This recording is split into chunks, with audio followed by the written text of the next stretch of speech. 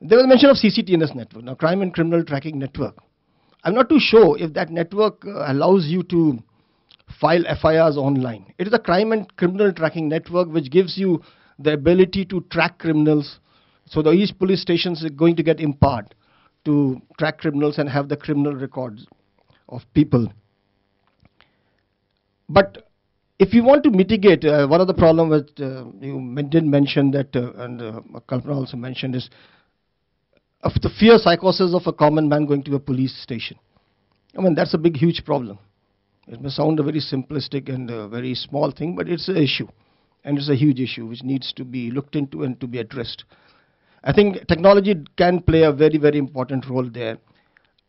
The first FIR, a person need not go to a police station. He can lodge it on a server. There should be a subtle kind of a form which should be made mandatory. You file it and that is registered and you get an acknowledgement to that effect.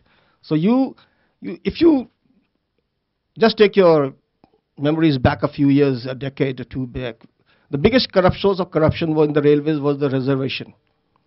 And I being from the army, we used to travel and go on courses. And every time you go to a station, they say, we have sent a telegram. There was no mention. And when you reach there, you didn't find a reservation. So you get into a scuffle, you get into, or you have to resort to giving rum bottles to get your reservation. So we always carried rum bottles. That was a short way of getting reservations. Otherwise, you have to either fight your way or stand in the corridor. That's about it. But this technology was a huge enabler and did change the course. And we are all here witnessing it.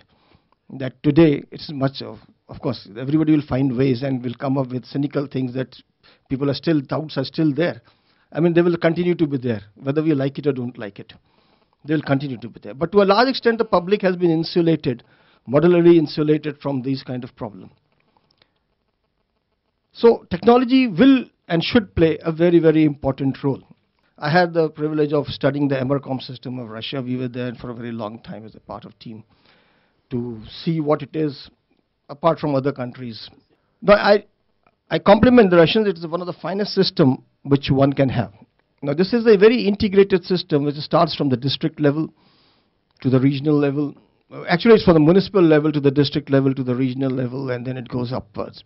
And each region is equipped with their own hub, or what they call the emergency operations room. And it's an integrated services where all the emergency management services are integrated. So if you make a call, and in Russia all the mobile, if you make a call on your mobile, 112 is the number which they use. Okay, now coming to our core subject of I am from the National Disaster Management. So obviously, to me, a safe city, apart from law and order, is to make it disaster resilient. For those of you who belong to Delhi would have recollected last year on 15th February, we did a major exercise in Delhi to find out the gaps and the drawbacks of the city.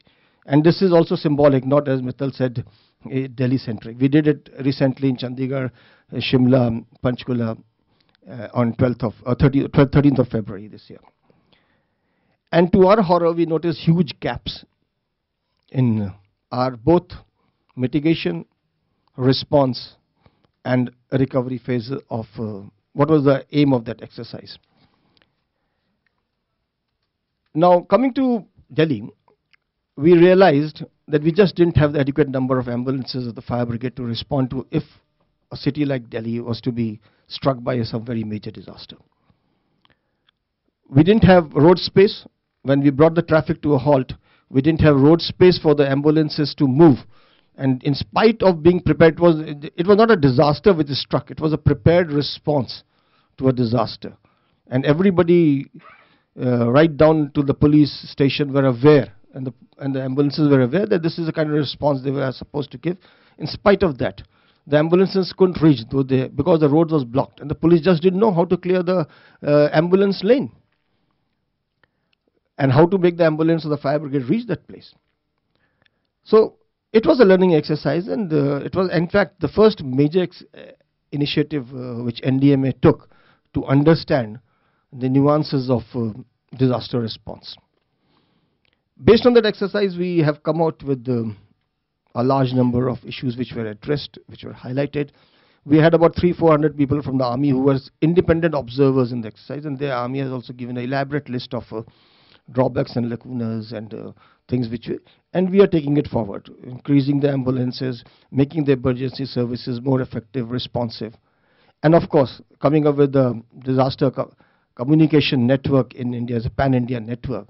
Since, as he said, you can't make one city safer. You have to have a pan-India kind of a response. There's no such thing as we have made Delhi safer or cannot place safer and Rohini not safer. I mean, this concept doesn't. And what then people like Mittal will say you are Delhi-centric or cannot place centric or for that. But I mean, people will come up. So obviously, it has to be an India-centric response.